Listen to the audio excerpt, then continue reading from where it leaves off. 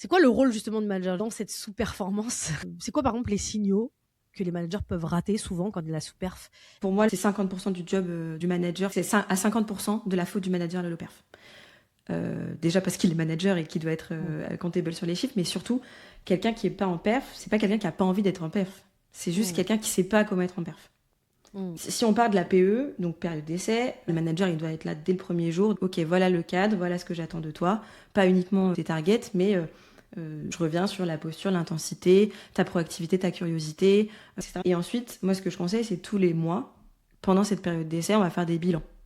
Ok, sur ce mois-ci, en fait, ça, t'es au niveau, c'est top, ça a bien progressé. Ça, tu vois, on est encore en orange, il y a clairement du boulot, rouge, etc. Et là, il faut bien venir préparer avec les exemples, etc. Donc, on va bosser sur ça. Je t'attends à la fin du prochain mois, en bilan, pour se dire, ok, t'as remonté la barre sur tel sujet, ça envoie une amélioration, etc. Donc, déjà, sur la phase de période d'essai, je pense que le cadre et les attentes doivent être hyper carrés. Mais bien sûr, tout ce qui va être, tu vas faire ça, on va travailler ça, c'est ensemble. Je fais des coachings avec toi toutes les semaines, on a nos suivis en one-one, on va écouter des calls, je vais t'accompagner sur des deals, on va faire attention à ta pipe review peut-être tous les 2 jours s'il faut. Voilà, en gros, c'est se dire, le manager, il est avec toi et il le fait avec toi.